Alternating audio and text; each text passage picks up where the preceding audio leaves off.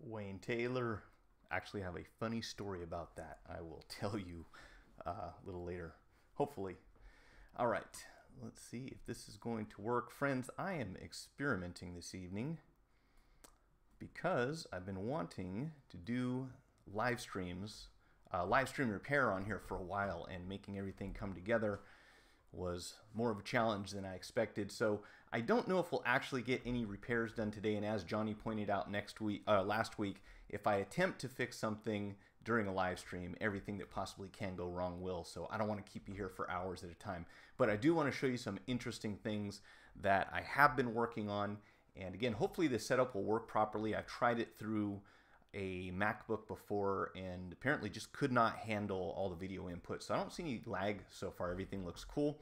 And as long as I'm not coming through too loud, because I have the microphone a lot closer, just let me know if that is blowing anybody's eardrums out. Hey, Oscar, how you doing? So let's see. What I wanted to show you, might be lonely here to say, Rossman just started a live stream. All right, well, hey, if you want to go see something get fixed, or see a rant or whatever. I don't know what he's doing, but honestly, that works out good because, like I said, this is kind of an experiment. I want to see if this is even going to work, so I don't know if we'll go a full hour or not. But with that in mind, I had another idea. How about instead of a live stream where I fix things, a live stream where I ask you guys if you have any suggestions? Because I have a few things that have been sitting on my desk for a while. And actually another one that just came in today that I'm going to try to figure out how to fix, and just kind of wanted to go through the process of how that works. And I think I'll start off with, the tricky thing is going to be, I do have the microscope set up, but I don't have a secondary webcam yet. So once I get one, you'll be able to see like my multimeter and all that good stuff. But what's kind of cool is my power supply does have an output, so you will be able to get a look at that. So let's see if I zoom out here. I think this is going to work. So I'm looking at I know it's hard to tell, but I'm actually looking at a Galaxy S8, and this came in with no power, nothing happening, like no signs of life whatsoever. So I connected it to my power supply, which is, here's the cool part. Let's do this first. Let's do one thing at a time. Q&A board. Thank you. I'm flattered. Check this out, guys. This is really cool. So if you haven't already seen it, there's a power supply. It's technically made by Handtech. Oscar, you've seen it. It's the one that we have over at the store when we were doing the training. Mine has a label on it that says Circuit Specialists. Again, I apologize. I can't show you that part on camera because I only have one camera and it's facing me. But this one is the PPS 2116A. And here's what's cool. If you get the software for this thing, you can actually put not only what's going on with the power supply, but you can also control it through your PC. So instead of having to reach over and hit any buttons or anything like that, you can take care of all this right in front of you. And what I wanted to show you real quick, and this is going to be tricky because we don't want to have the microscope and the power supply at once. So let's try this. So I'll put the power supply up here in the corner so you can kind of see what's going on there. And we'll make sure that we have everything set up properly. And then I'll show you what I saw. So let me get my Galaxy, let's see, where'd you go?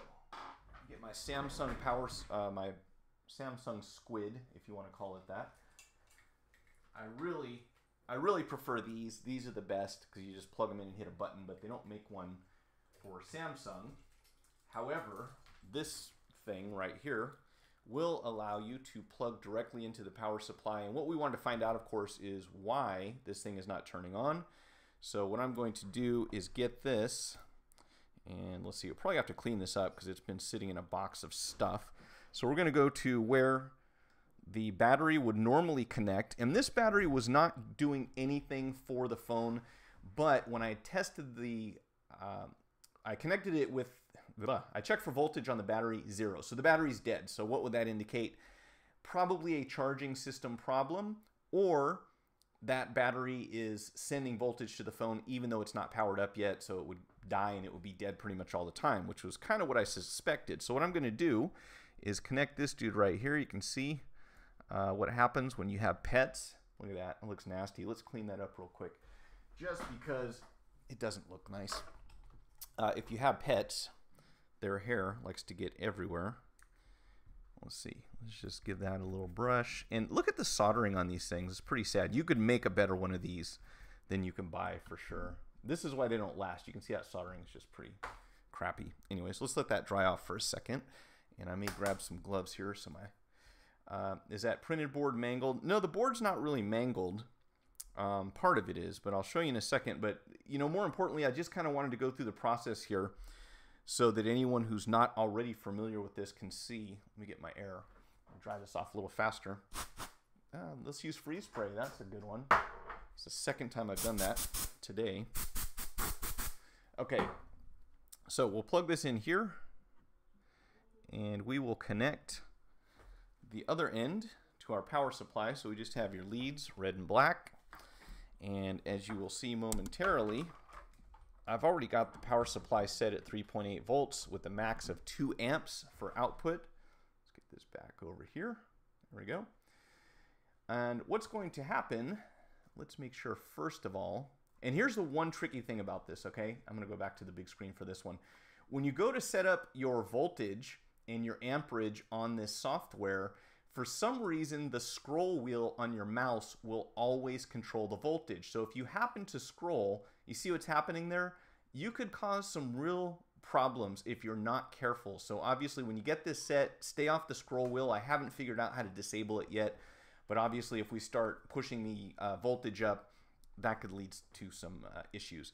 So what's gonna happen here, you'll see in just a second, when you want to power on, there's a little on button right here, and they recommend you use this disconnect when you're getting ready to disconnect the power supply from the USB on your computer. And it uses the same type of USB cable that you use for a printer, so it's nothing special. The software you can download, it's free, so you know, I have no complaints there. But watch what happens as soon as I hit on. You can see that we are pulling 2 amps, and what's odd is my voltage over here is showing 2.8, but you're still seeing 3.8. So I imagine that's just because what it's preset to. So obviously, if it goes straight to 2 amps, we have a problem. You know what's strange is you're not seeing the same thing that I am. I thought that would be on this display as well. So I guess until I figure out how to use this software better, you'll have to... Oh, that's right. Yeah, that's very strange, because a minute ago, I swear it was showing me the same thing here as it did there. No, anyways. Oh, there we go. So it's on the top. Okay, so if you look up here on the top, you got 0 volts, 0 amps. As soon as I hit on, we get 2 amps being pulled, 2.73 volts. So when the voltage drops and we start pulling 2 amps without even turning the phone on, there's a problem, obviously, and we would call that a short to ground is the most likely reason. And what I did... and let's do this just because it's fun. I don't know why, but I find it entertaining, and I think a lot of people do too. So I started looking at the board, which is the first thing I would normally do, but instead of pulling the board out, I figured, you know what, let's hook it up to the power supply, see what's going on.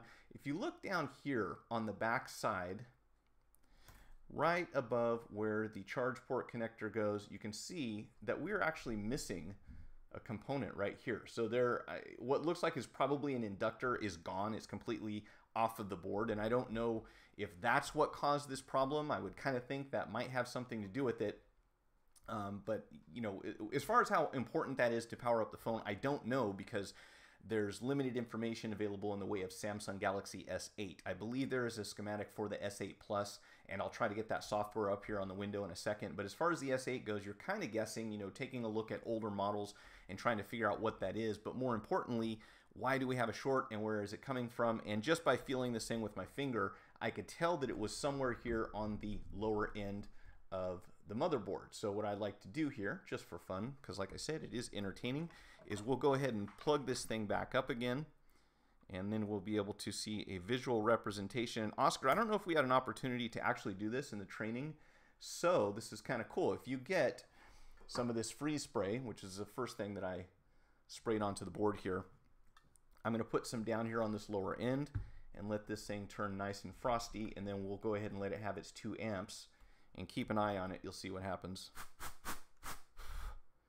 All right, so let's go ahead and click this button over here, and immediately, hopefully you saw what happened there. I might have let it go for a little bit long, so let's get this back on, get it nice and cool, and we'll hit this button again.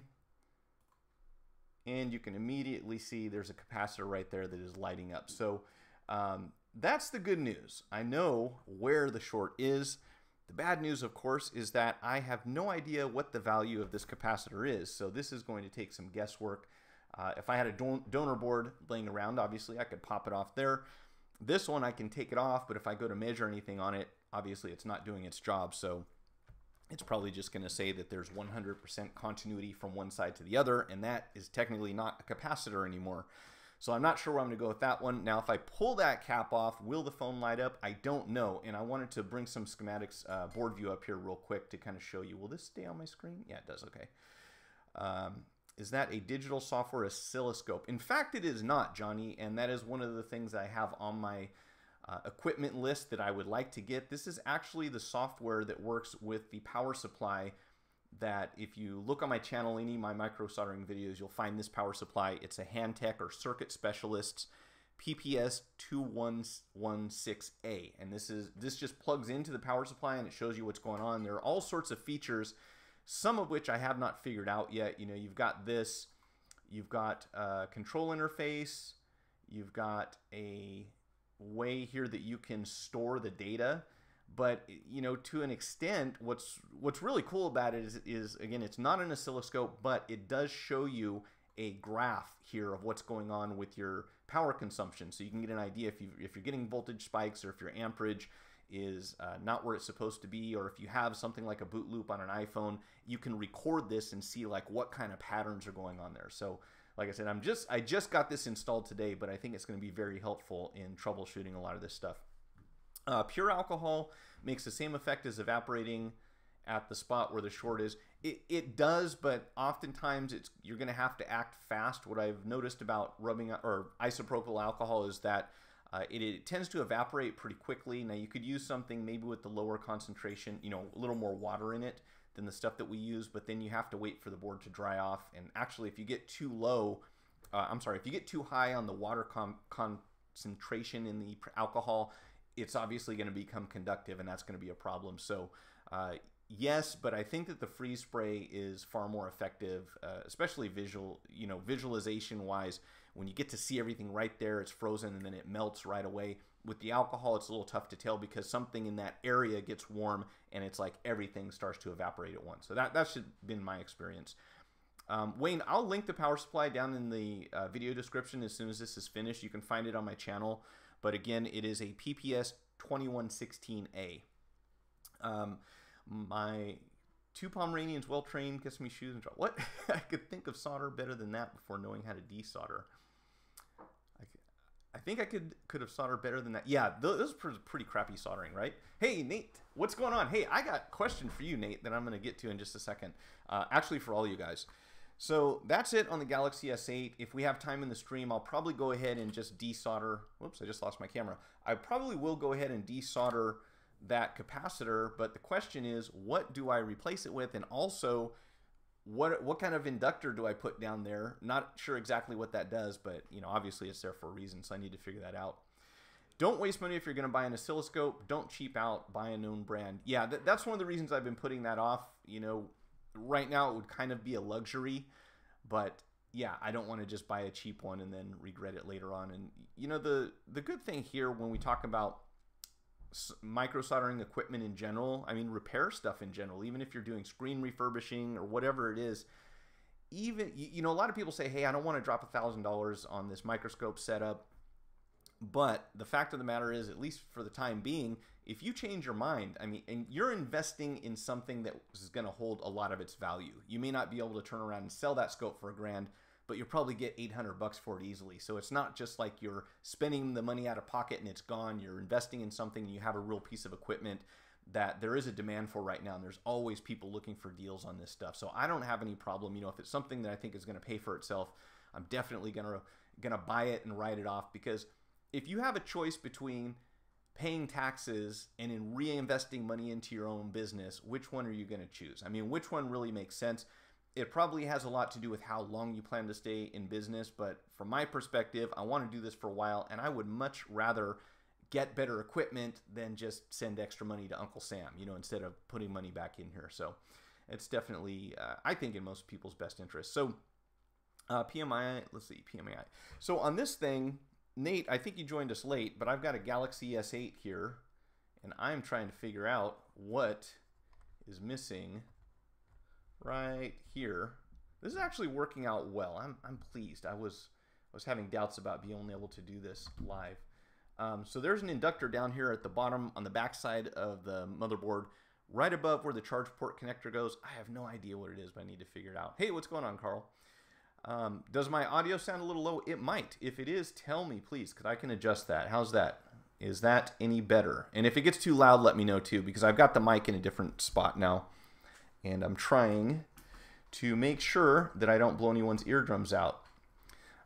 Mind you, oscilloscopes have limited use in phone repair. We use our oscilloscopes for other electronics where clean power is a must. Got it. Okay, thanks. Hey, thank you for letting me know, guys, because like I said, I'm kind of guessing at this point. Now, I did want to show you something real quick to see if it's going to be helpful at all. Let me get I'm working with one monitor here today too, so this is a little tricky. But I'm going to look this up on ZXW, and I'll show you what they tell us about it, which is not a whole lot, unfortunately. Again, you know, with manufacturers hiding their schematics from us, a lot of times we just kind of have to guess, make an educated guess, which is always frustrating to me. You know, I want to be a scientist. I don't. Oh, I got to plug in the dongle. Where'd it go? Where is my dongle? Oh, here we go. So I like science, you know, I like, here's the question, here's the equation, here's how you get the answer. I don't like guessing stuff. And that's one of the more frustrating parts of this whole business, is that a lot of times you do have to guess, mainly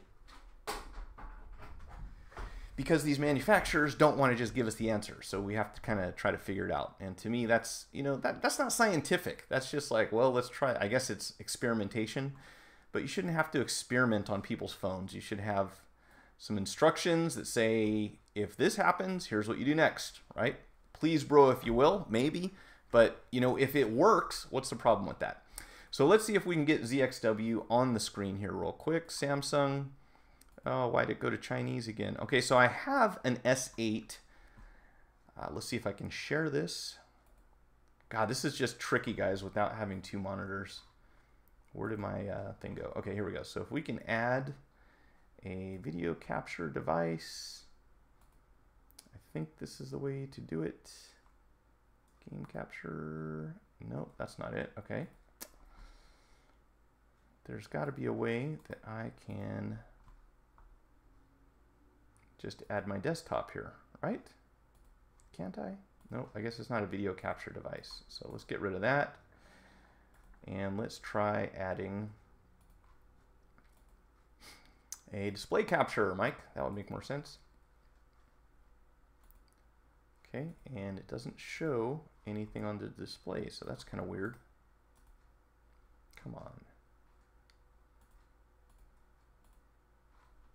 Okay, am I set up for multiple displays here? Is that what's going on?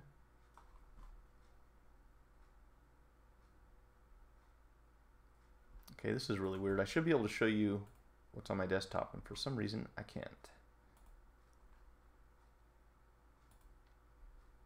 Let's try that. Nope. Ah, this is frustrating. I cannot share my display for some reason. And if I do a browser, that's not going to work either, obviously.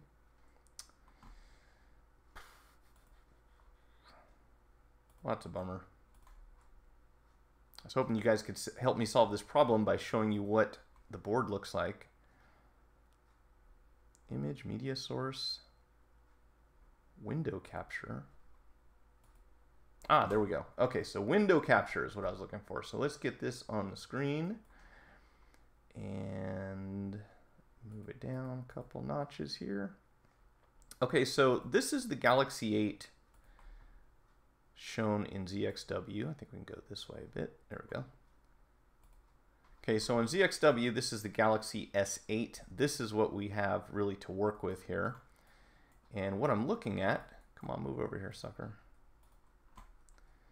Okay, what I am looking at is this right here. So can you guys see that? You can't see that because this thing's in the way.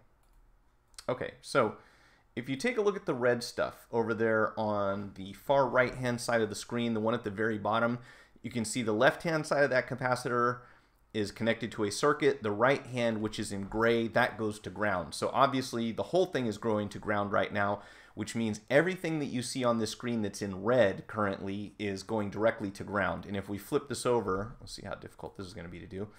If we flip this over to the other side, can we do this? Oh boy, this is really tricky here. There we go.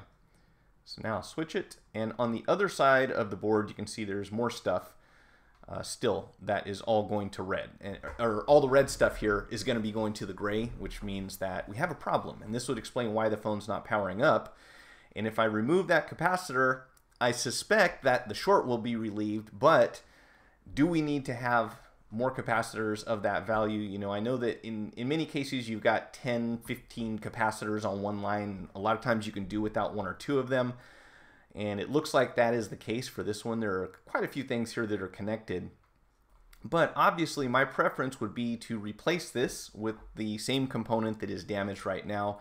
And then, you know, hopefully the short doesn't come back. Because if it does, then we have to look somewhere else and see what's causing it. So any guesses? Oh, Wayne, you got a link for me. Cool.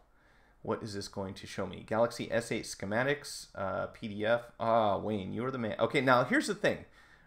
Thank you. But this isn't the kind of schematic that I'm looking for exactly. Let me give you an idea here. Let's see. Yeah, Blackfish isn't going to work. So maybe if we go to, I'm going to close this, and I'm going to open up the Easy Draw. And the interesting thing in here is I think that Easy Draw actually includes the same schematic that you just linked to, unless there's something on that page that I'm missing. Let's see, did you lose the stream? Nate, did you lose the stream? Did my stream go bad? Probably did. Okay, so I'm going to open up Galaxy. Where are you at? Stop popping up on my screen here. And we're going to have to add the window capture again, or is it still there? I have to add the window capture again. Okay, let's do display capture. I think you have to remove it and then add it again.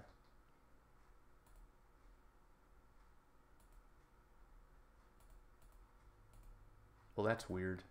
Wasn't it display capture or was it window capture?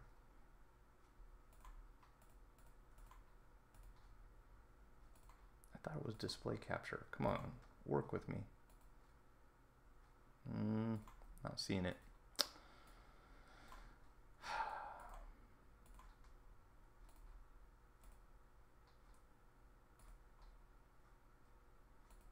It's window capture. God, Mike, why do you keep getting confused on these things? Okay, so here's the thing. I'm looking at Easy Draw right now. Let's make this bigger so you guys can see the whole thing. That ought to do the trick. Okay, so on Easy Draw, here's what I have for the Samsung Galaxy S8 series. I've got the G950F, and if I click on circuit diagram, it kind of gives me just a board layout. You know, you can see where the components are. The nice thing is it will tell you what they are. So if we look down here on the back, earlier this is what I did. I went in and, oops, wrong side of the board there.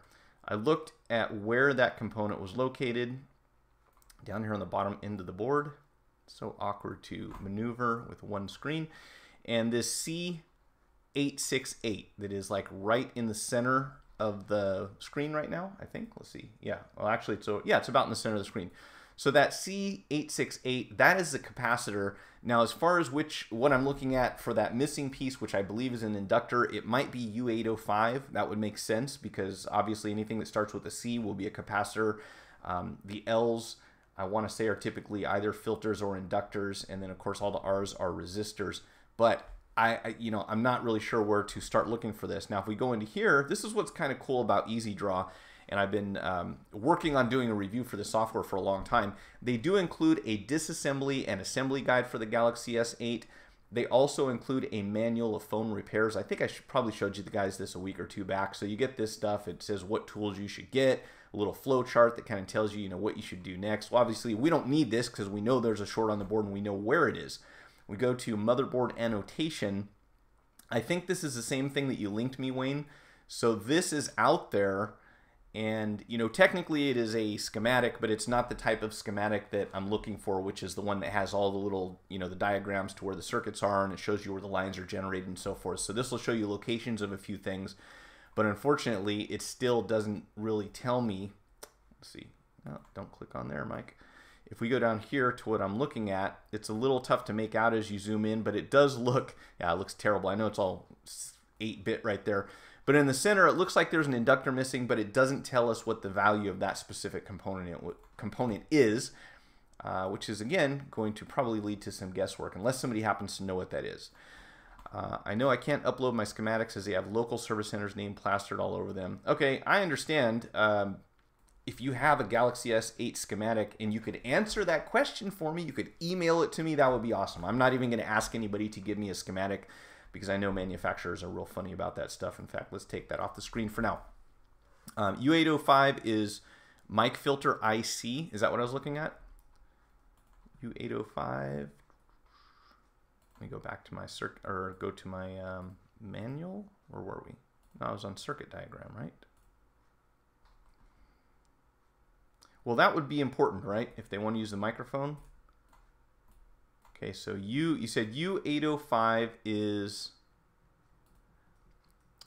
mic filter IC. Okay, thank you for that. Now, if you have, oh, then maybe I'm looking at the wrong thing. So I think there is an IC right there, but right next to it, where are we at here? So there is an IC, which is probably for the mic in this area, and I want to say it's probably going to be this one right here, maybe, or this one, but I'm actually looking for something that's not an integrated circuit. It's almost definitely an inductor or a coil, or, you know, both of the above. So if you know what that is, please let me know. And if not, no harm. And by the way, guys, I got to tell you, I have gotten so used to using crappy tweezers. Look at these. I bent my tweezers like really, really bad, and just kind of get used to using them like this. And I got a new pair in yesterday, and I cannot believe how much of a difference there is. These are perfect. They are not damaged yet. You know, I haven't dropped them yet, and they just match up like exactly the way they're supposed to. There is such a difference between trying to use these ones on the left and use the ones on the right. Man, I'm going to be spoiled again until I damage these ones. But for that reason, I always keep these little caps on here. Everybody's like, why do you bother with that? Well, if I drop them now, they're going to stay straight, but it makes your life a lot easier. Okay, so I'm going to move on from that one because I got another one where I'm going to give you some information instead of asking you on this next one, which hopefully will help someone out there. So let's close this. Actually, let's minimize that. So the filter got busted because the upper users shout profanities allowed. I have a suspicion here that whoever took this phone apart probably got a little rough with it when they were lifting the board up, because that connector's on the bottom side, so they probably jammed a pry tool or something down in there. We see a lot of that happening. A mic, I have an 8+ here I can take some readings on for if you like. Yeah, Nate, I'll tell you what, let me take a photo of this and send it to you so you can see exactly what I'm working with. You don't have to come back here to the stream, and if you can help me figure that out, that would be awesome. I'm sure that we could kind of guess what the capacitor's value is, but, you know, really want to do things right if possible. So one of the other ones that has been kicking my butt for about a week here, where'd it go? Let me grab it real quick. I want to show you guys something. I got this. This is an iPad 6, so the 2018 version, and it came in because the screen wouldn't turn on. So I went inside and it was trashed. So both of the backlight filters are burnt. The coil itself was completely just destroyed. Like, you know when coils burn up, like this one did exactly that. So this thing had some serious problems. And unfortunately, I didn't have an iPad 6 display on hand. And every time I would plug in the LCD and turn it on, it would blow the filters again. And by the way, I'm guessing on this one because, of course, there are no schematics for the iPad 6. So what I was using is pretty much the same filters that they have on the iPad Air for the backlight circuit. I hope that those are the right value. I assume they're probably pretty close, but you know, when we don't know for sure, you kind of have to guess. And I was kind of wondering if maybe I was using something that had too low of a value and it couldn't handle the current. Maybe they beefed this up a little bit. but it's really hard to tell. You know, we can certainly measure voltage, but when it comes to measuring current, things get a lot more complicated because you need to get something in series so that you can measure how much current is flowing through there. So I wasn't ready to give up on it, but I was kind of just gonna say, you know what, let's set this aside. Maybe in the middle of the night, I'll wake up and come up with a solution. So what I did here is, and also let me show you how bad this thing just basically caught on fire. Okay, so over here by the connector, let's see if we can get down here, which I'll show you my what I had to do here in a second. Over here by the connector, what we have is going to be a little difficult to see because I've covered it with solder mask. Okay, so these two spots right here where you see my jumper wires right above them, right here, these hairy tweezers out of here. Okay, so right over here, this is where one of the filters used to be, and right over here next to it where you can still see a bit of tin, that's where the other filter was sitting. Now these things burned a hole so deeply down into the board that on both of them you can't get to both sides of the connector. The one on the right hand side that you see there, it is gone. Like you take a multimeter, you cannot find any signs of life to anything down inside there. So, you know, my challenge right now is figuring out where these filters are going to go, because here's what I did. I didn't want to waste a lot of time, and I'm going to say right off the bat, if I had a breadboard, which I should have one right now, it would have been a lot easier to run these wires externally and get everything arranged and make it work. In the meantime, I kind of MacGyvered this thing, and what I did is I went according to some older iPad schematics, figured out where the backlight diode filters, you know, coils, everything was located on the board. I mean, the coil was a pretty obvious one because it was just looked like a volcano. And I basically recreated the circuit with the filters in line. So if you look over here, these are my backlight filters, okay, that go to the jumper wire that I've run over here to the capacitors that are on the same line as the backlight filter. And then if we follow this, it goes over here, and you can see I've kind of insulated everything. I've got some tape underneath here. I mean, it's a mess. I'll tell you, there's tape all over the place because I didn't want to risk having any problems. I ran these wires over here, and you can see that they connect to the diodes right there. Okay, so this is a temporary solution because what I wanted to do was to restore the circuit, make sure I'm still getting voltage, and the circuit wasn't blowing because something on the board was grounded. And this was what was, you know, really making me frustrated, is that there were no shorts in the circuit whatsoever. I couldn't find anything that looked bad. All the values looked normal, you know, as far as I can compare them to what's known. So it didn't make sense that this circuit kept blowing.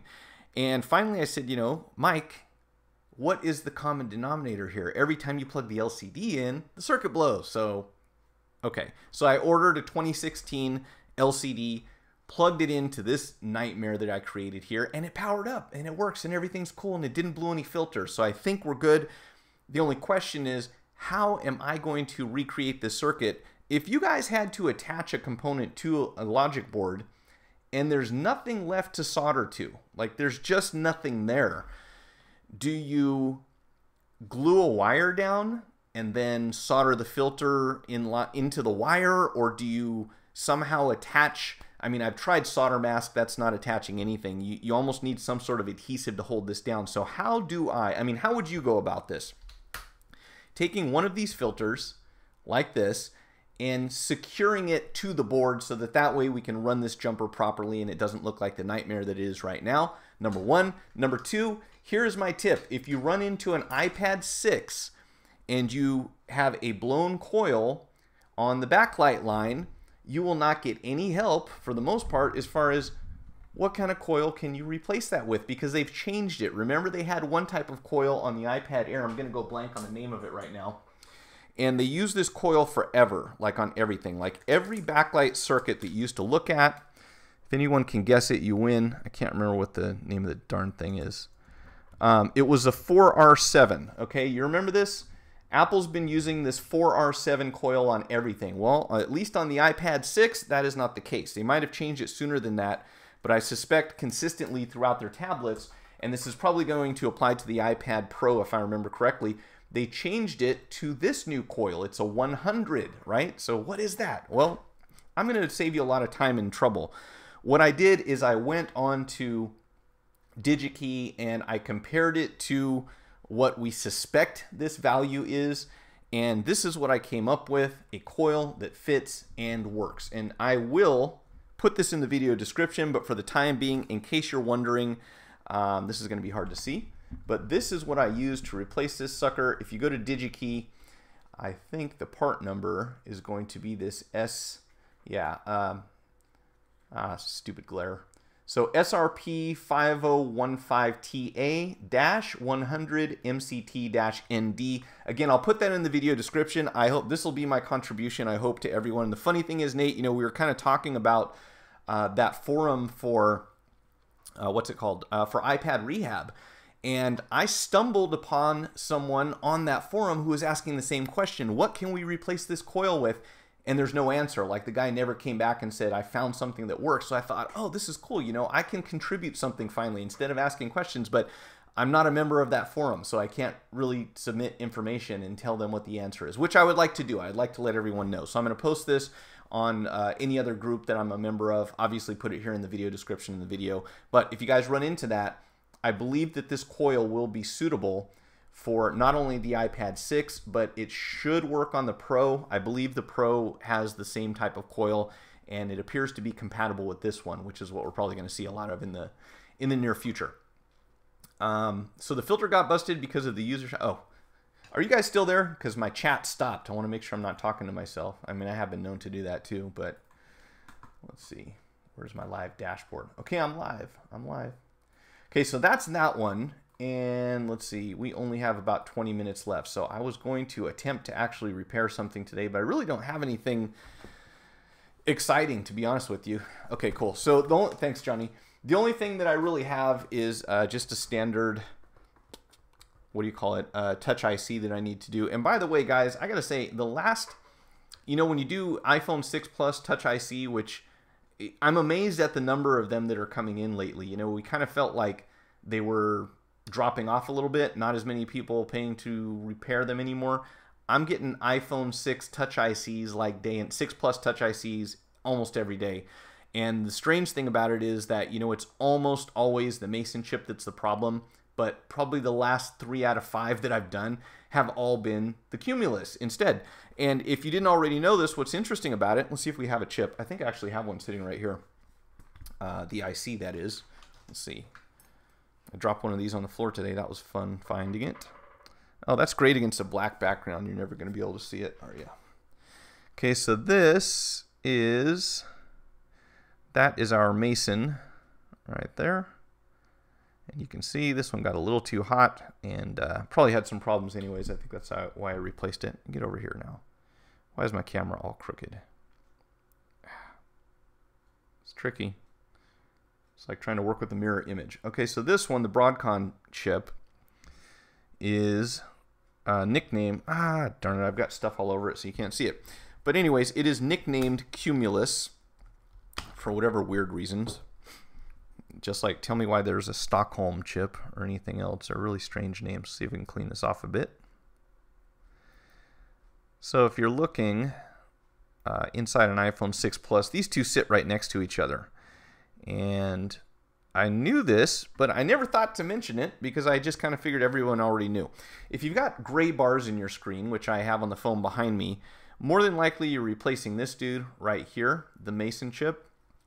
And if you've got ghost touch or a dead vertical line towards the right or left-hand side of the phone, most of the time it's going to be, I'm going to say probably all the time, it's going to be this one, which is the Cumulus, otherwise known as the Broadcom chip. So save yourself some time if you're trying to troubleshoot these things and don't take off something you don't need to. And then there was also one other thing. Let's see if I have my 7 board. I had an iPhone 7 board sitting here a minute ago. You can see my desk, stuff all over the place. Oh, this one's got a shield on it. So, oh, it's just a sticker. What are we worried about here? Just a sticker. So let's show these in relation to where they are on the board. So this actually does make some sense. Regarding the bypass on that, you can submit the info on Jess's site without a subscription in the sandbox area. Okay, cool. Good to know, Nate. I'll do that. I wanted to answer that because there's nothing more frustrating than going somewhere and finding your question on the internet and then there's no answer to it. And what's even worse than that is when you find your question on the internet and then the person comes back and says, never mind, I figured it out. And they don't tell you what their answer was. Why would you take the time to come back and not tell me the answer? It's just, not only that, you know, the way that Google's algorithm works. Oh, we're going to need hot air on this. This thing's sticky again. I'll get some better tweezers for this job and warm this sucker up a second so that we can do some old school information here.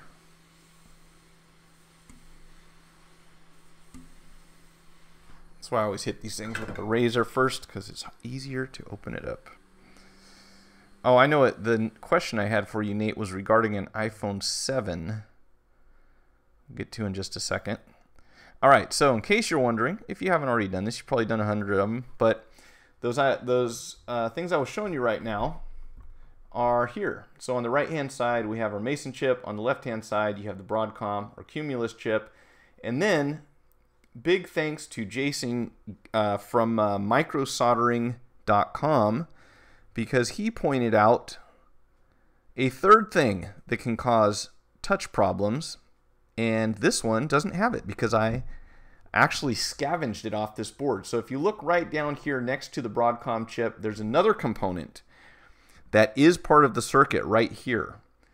So if you don't have the gray bars and Broadcom's not helping you, but you have no touch at all, not deadlines, not ghost touching, you just have no touch at all, but there's no gray bars, even if you kind of twist the phone a little bit, or if you've already replaced the Mason chip and it's not working, take a look at this dude right here. Apparently, it can develop some cold solder joints underneath, and for this phone, that was the case.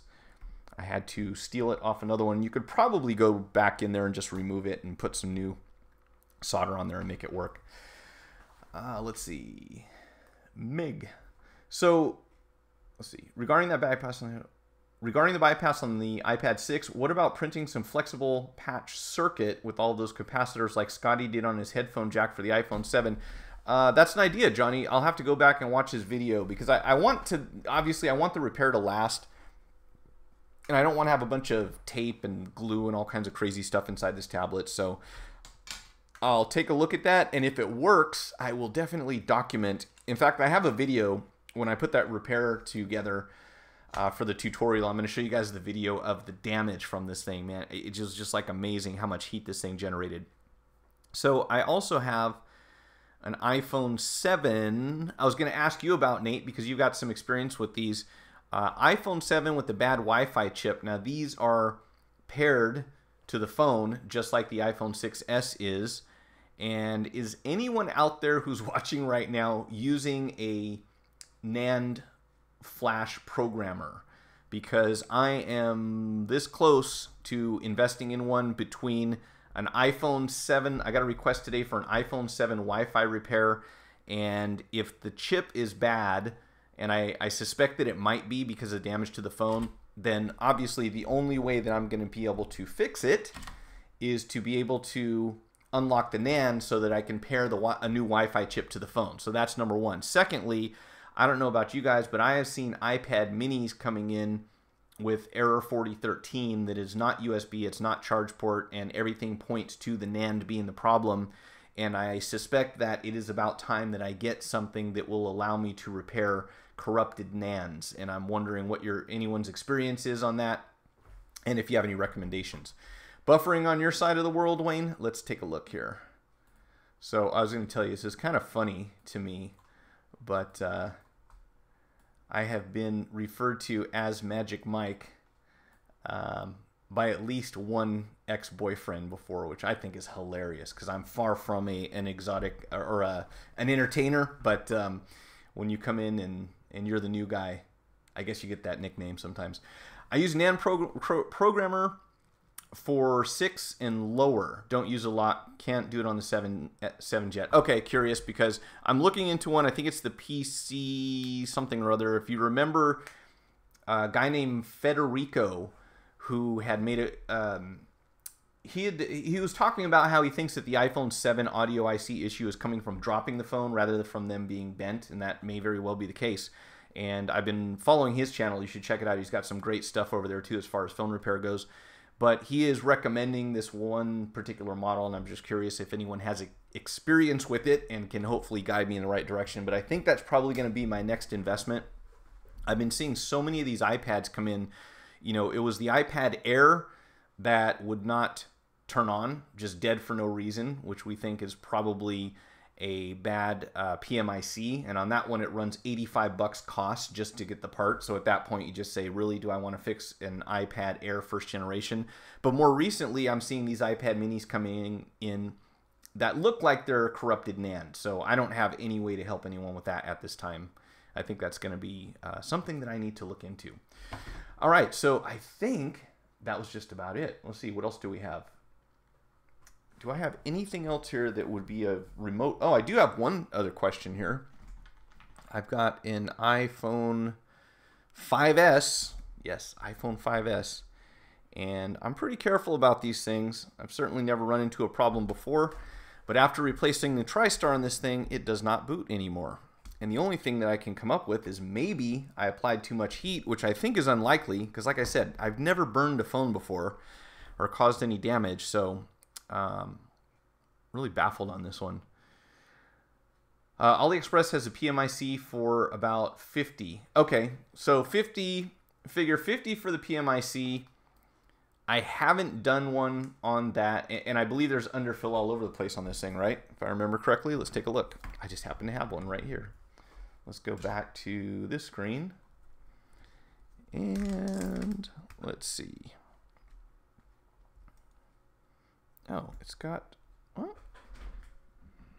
Am I looking at the right spot? That is the PMIC, is it not? Correct me if I'm wrong. Oh, there it is. Never mind. Okay, so yeah, so we've got underfill, overfill, side fill, whatever you want to call it, all over the place on this thing. It's next to a bunch of other stuff. Look at that. It's like kissing this diode over here, or whatever that is. That's not a diode. So my question is this, you know, if it's $50 for the part, what are you going to charge for the labor, and are you willing to accept liability? Because I think it's going to be one of those all or nothing. You know, I'll take a shot at it, and if it doesn't work afterwards, I'm out $50 on the part, and your tablet doesn't work anymore. So on top of that, you know, what are you going to be able to charge? Because I think a lot of people will be hesitant to spend too much money on a first generation iPad unless they're looking for data. That's just my take on it.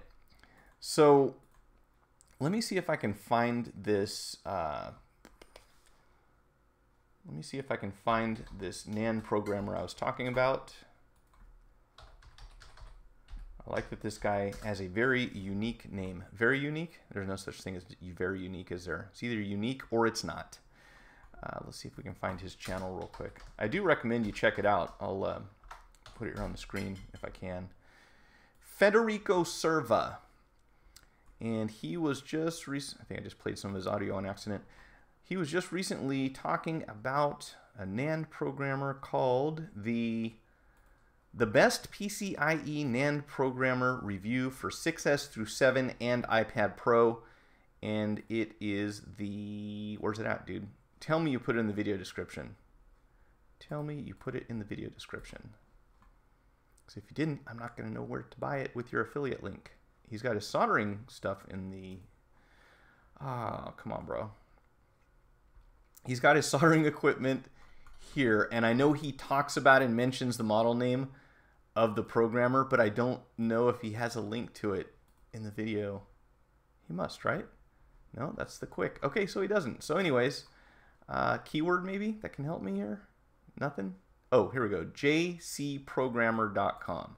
So he's got the entire website here for it, and it is jcprogrammer.com. And I think it is the JC Pro 1000S, if I remember correctly. So it says that it works for, nope, that can't be it, because that only goes up to the 6. So he is talking about the JC P7 PCIe NAND Flash IC Programmer. And I think that's what I'm going to be buying next.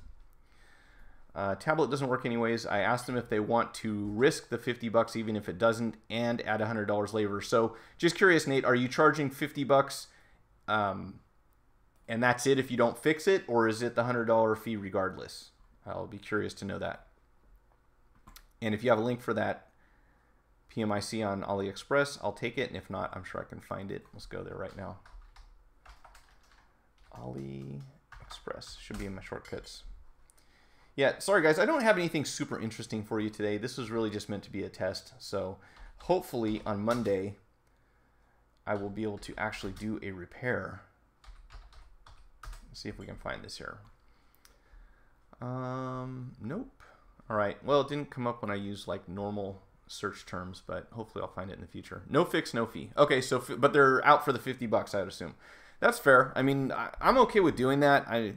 Have you been able to do one successfully is my next question, because I haven't even attempted it yet, and I'm wondering what goes into it and how difficult that's going to be, not to mention time consuming. You can Hangout me in and look at my turbo and help me, Mike. What?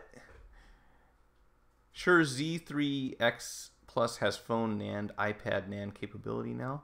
Z3X. Oh, okay. You can Hangout me in and look at my turbo and help me.